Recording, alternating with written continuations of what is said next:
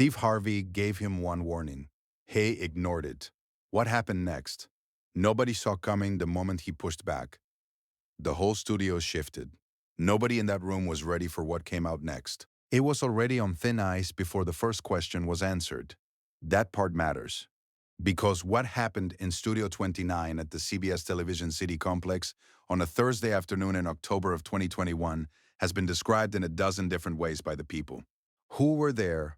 Funny, devastating, the most uncomfortable 20 minutes of television they had ever watched become the most unexpectedly moving. And all of those descriptions are accurate. But none of them make sense unless you understand that it started not with a secret or a sacrifice or a loss, but with a 38-year-old man named Terrence Alvin Webb, who walked onto the Family Feud stage carrying 17 years of unresolved anger and absolutely no intention of hiding it. Terrence was not supposed to be the story. He was the second person in the line, the one who usually gets the warm-up question while the audience settles and the host finds his rhythm. He was wearing a burgundy button-down that his wife Patricia had picked out and pressed, and he had agreed to wear it, which was as far as his cooperation had extended that morning. He had, by Patricia's account, delivered in a pre-show interview the production team almost didn't air, told her in the hotel parking lot that he did not want to be there. That had agreed to come because the application was already submitted and deposits had been paid, and his mother-in-law Gloria had not stopped talking about it for 4 months. That he would participate, but that he would not pretend to be having more fun than he was having. Patricia Webb had looked at her husband in that hotel parking lot and said, "Terrence, please." She had said it the way spouses say please when they have run out of other words. Not a request, exactly. More like a small prayer addressed to the specific person most likely to answer it. Terrence had straightened his burgundy shirt and walked through the studio entrance and smiled at the security guard, because whatever else Terrence Webb was, he was not rude to security guards. But he was not that afternoon in the mood for a game show. To understand why, you have to go back 17 years to a Tuesday in August of 2004 and a warehouse on the south side of Memphis, Tennessee, and a man named Curtis Webb who did not show up when he said he would. Curtis Webb was Terrence's father. He was 51 in 2004, a big man with large hands who had worked drywall and general contracting for 28 years and who had, by every account that survives him from the people who knew him, a remarkable talent for promising things he did not deliver. Not out of malice. That was the thing that made it so hard to be angry at him cleanly, the thing that prevented the anger from resolving into something simpler. Curtis Webb loved his children. As I said so regularly, loudly, and with a conviction that was entirely genuine in the moments he expressed it, he simply could not hold a plan in place long enough to follow it through. The warehouse in August of 2004 was supposed to be the beginning of something real. Terrence was 21.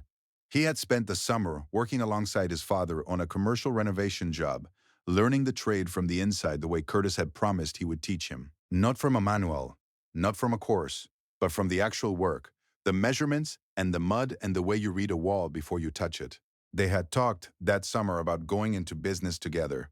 A proper LLC. Business cards. A truck with their name on the side. Curtis had been more focused than Terrence had seen him in years, and Terrence had allowed himself to believe that this time the shape of the plan would hold. On August 9, they were supposed to meet a potential client at a warehouse off Elvis Presley Boulevard at 8 a.m. The client had a 3-month job, a serious budget, and had specifically requested a father-son team because he liked the idea of the continuity. Terrence arrived at 7:48. He stood in the parking lot with 2 cups of coffee for 45 minutes. Curtis Webb did not come. He did not call.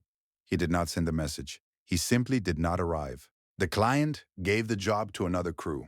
Terrence drove home with 2 cold cups of coffee and the specific curdling sensation of a person who has believed something for the last time.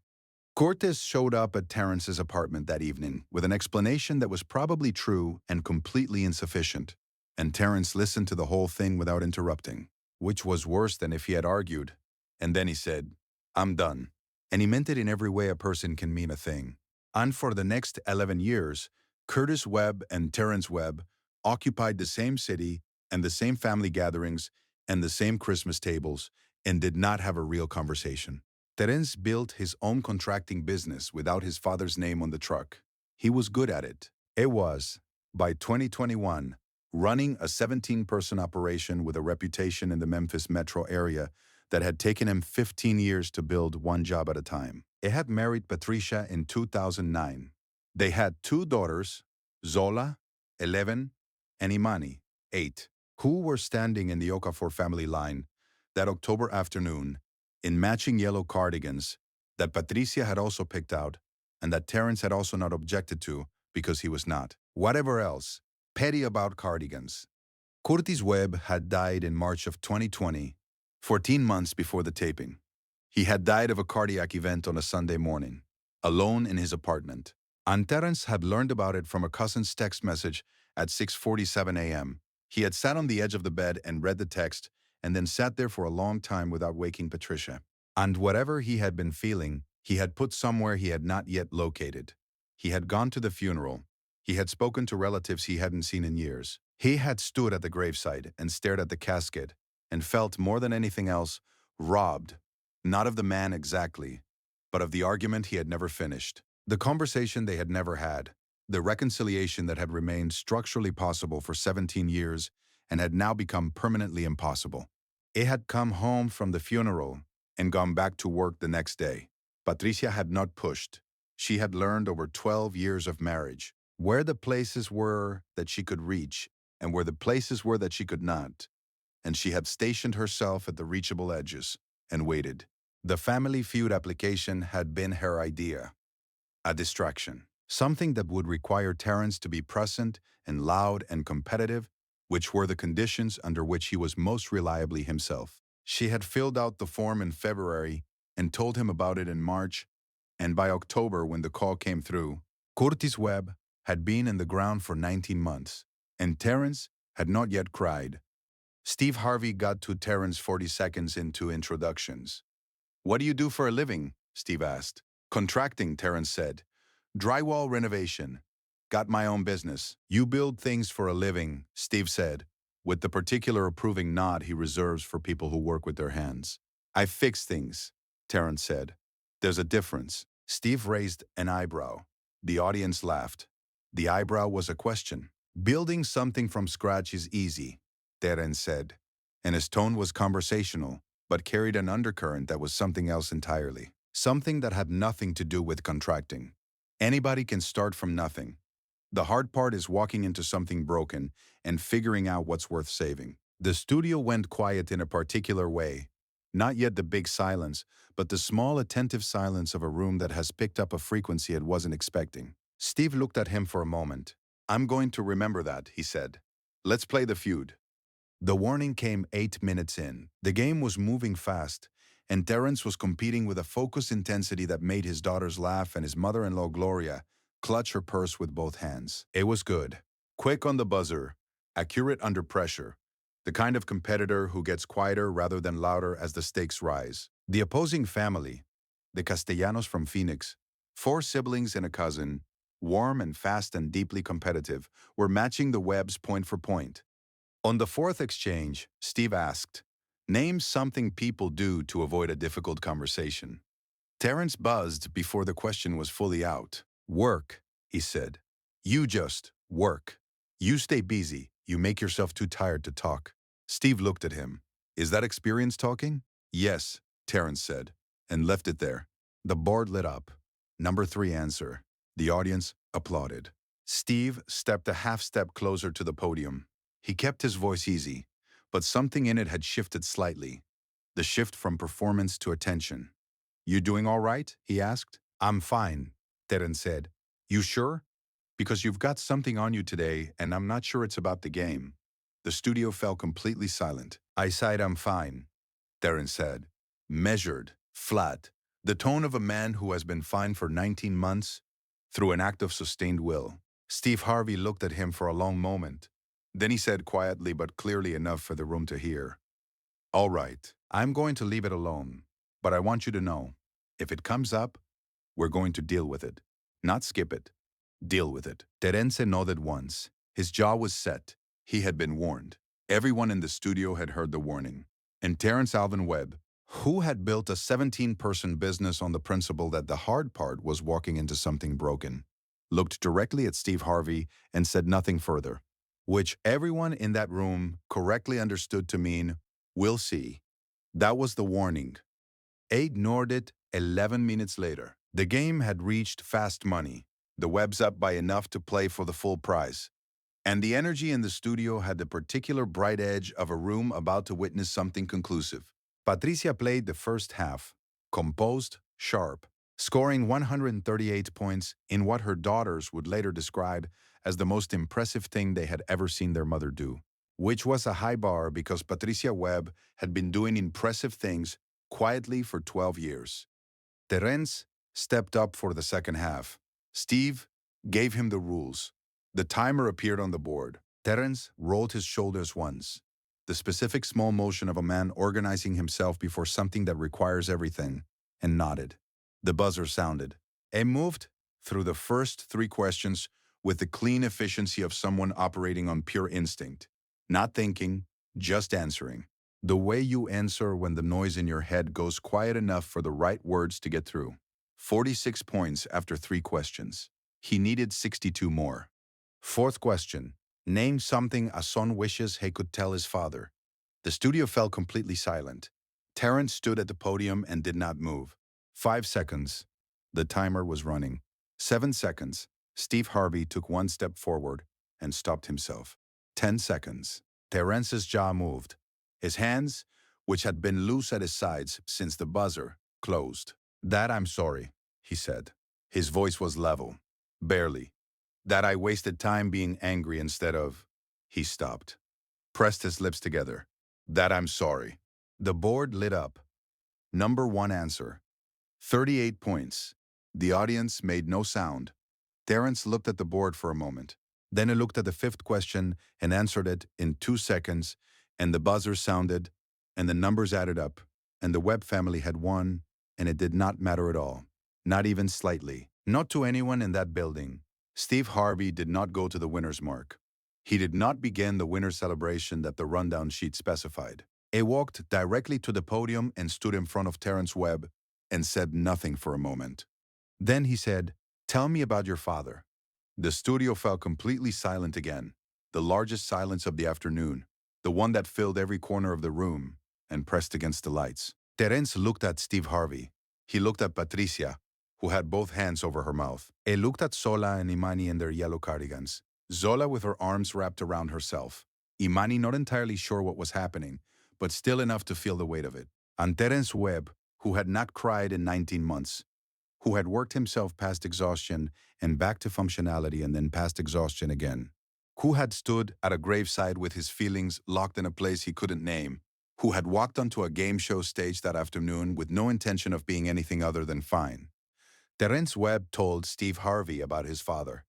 It talked about the warehouse, about the coffee going cold in the parking lot, about the 11 years of Christmas tables and silence, about the text message at 6:47 a.m., and sitting on the edge of the bed, and the thing that had been building in him since March of 2020, that was not grief, exactly. Or not only grief, but also fury and love, and the unbearable specific weight of a reconciliation that had been possible for 17 years, and then wasn't.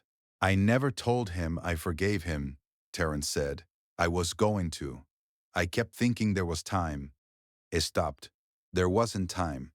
The crew had stopped pretending to work. The boom operator had set his equipment down for the 2nd time in as many tapings that season, a fact he would mention later in a production meeting in a way that made everyone in the room go quiet.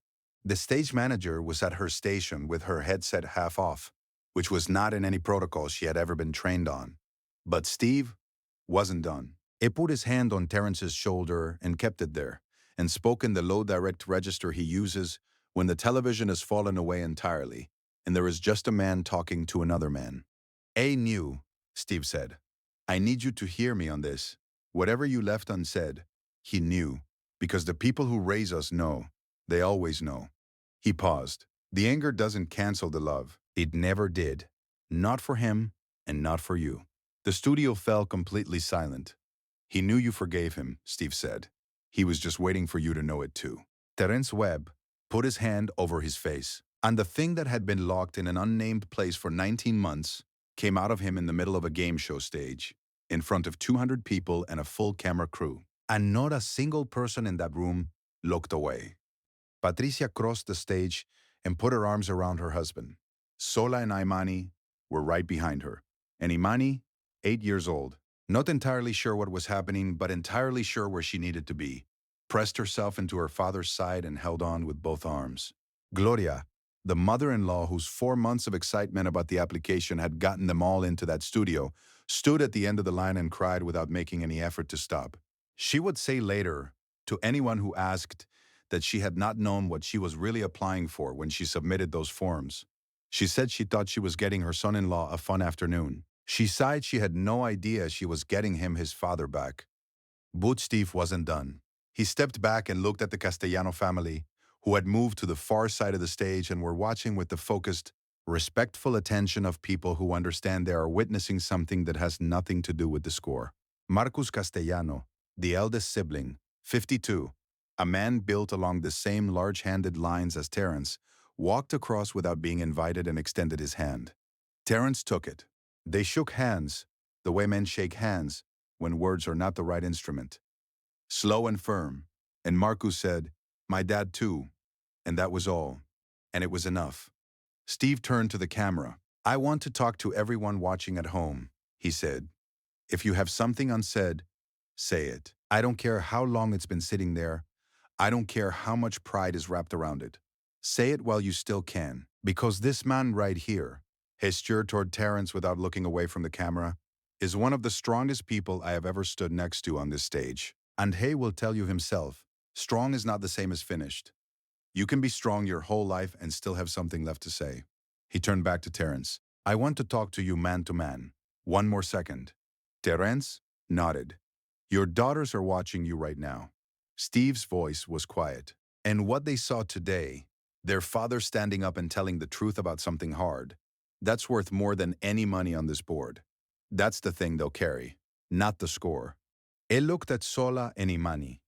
"You've got a good father," he told them. Imani nodded solemnly, still holding her father's side, as if she had known this all along and was glad someone had finally made it official.